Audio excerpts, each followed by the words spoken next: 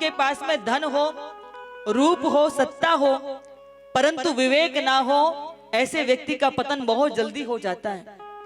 द्वारिकाधीश का बड़ा लंबा चौड़ा सा कुटुंब था, परिवार था। एक एक रानी से 10-10 पुत्र थे। विचार करो कितना बड़ा कुटुंब रहा होगा। पहले पुत्र का नाम प्रद्युम्न था। जामवंती से कोई संतान नहीं हुई थी, तो द्वारिकाधीश और जामवंती दोनों ने महादेव का भजन किया था। शंकर जी बोले मैं पुत्र बन के जाऊंगा, पार्वती बोले कि मैं भी जाऊंगी पुत्री बन करके। तो यहाँ शंकर सहित अंबा या अंबा सहित शंकर, उन दोनों का ही अंश जामवंती के कोख से उत्पन्न हुआ। इनका नाम पड़ा सांब, यानी कि शिव सहित अंबा। और ये जो देखने में इतने सुंदर थे, तो थे पुत्र, पर कई बार इतना सुंदर होता है कि पता ही नहीं चलता कि लड़की है कि लड़का है। एक बार प्रभास क्षेत्र में बहुत सारे साधु आए हुए थे, तो ये यदुकुल की जो संतानें थी, तो वो सांब के पेट पर कपड़ा बांध करके ये साधुओं के सम्मुख लेके चली गई। प्रभास क्षेत्र में बहुत सारे साधु बैठे हुए थे। अब जैसे ही लेकर के गई, तो उन्होंने कहा पिताजी बार बार कहते हैं कि संत मेरे मोर मुकुट में संतन को दास, जरा देखे तो सही इनकी परीक्षा लेके, ऐसे संतों में क्या है। तो बोले महाराज यदुकुल की नववधु है, अभी विवाह हुआ, गर्भ से है, जानना चाहती है कि गर्भ से पुत्र उत्पन्न होगा कि पुत्री उत्पन्न होगी। संतों ने ध्यान लगाया, समझ गए कि ये तो छल कर रहे हैं, हमारी परीक्षा लेने के लिए आए हैं।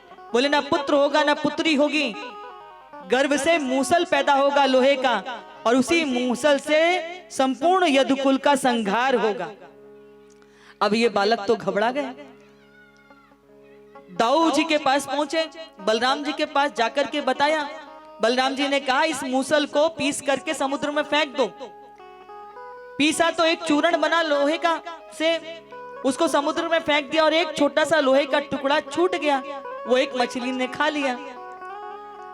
उसे एक मछुआरे ने पकड़ा और जब उसका पेट चीरा तो उसमें से लोहे का टुकड़ा निकला। उसने उसे अपने वाण की नोक पर लगा लिया। शेषनाग के स्वरूप जो अवतार हुए हैं बलराम जी, वो समझ गए थे कि अब समय पूर्णता की ओर जा रहा है। वो अपने लीलाओं का संवरण करके क्षीर सागर में पुनः शेषनाग बनकर के चले बैठ गए हैं, विराजमान हो गए, अपने अस्तित्व में लीन हो गए। और इधर यदुकुल के बालक मदिरा का सेवन करने लगे, और मदिरा का सेवन करने से मति हर ली गई। जब व्यक्ति की मति हट जाती है तो किसके साथ क्या आचरण करना है, व्यवहार करना है, इसका भान नहीं रहता। अपने ही घर की बहन बेटियों पर कुदृष्टि डाली गई, युद्ध छिड़ गया। इतना भयंकर युद्ध हुआ कि अस्त्र शस्त्र जब कम पड़ गए, तो जिस लोहे के मूसल को पीस करके समुद्र में फेंका गया था, उससे एरक नामक तीखी घास पैदा हुई। बाद में उसी को शस्त्र बना करके झगड़ा किया, यदुकुल का संहार हुआ। भगवान ने अपने ब्रजवासियों की रक्षा की। जब इंद्र ने मेघ बरसाए थे कि सारे ब्रजमंडल को डुबा दो, तब भगवान कितने वर्ष के थे? बोले 5.5 वर्ष के थे। 7 दिन तक 18 किलोमीटर के 21 किलोमीटर के गोवर्धन जी को हाथ में धारण करके ब्रज की रक्षा करी, पर अपने ही स्वजनों को, अपने ही परिवार के लोगों को समुद्र में लड़ करके मरकर डूबते हुए देखा, पर रक्षा नहीं की। जानते हो क्यों? क्योंकि ब्रजवासियों ने गौ माता की शरण ली, दूध की शरण ली, और इन्होंने मदिरा की शरण ली। इसलिए भगवान ने ऐसे कुलंगारों को भी नष्ट होने दिया, पर उनकी रक्षा नहीं की, ब्रजवासियों की रक्षा कर ली।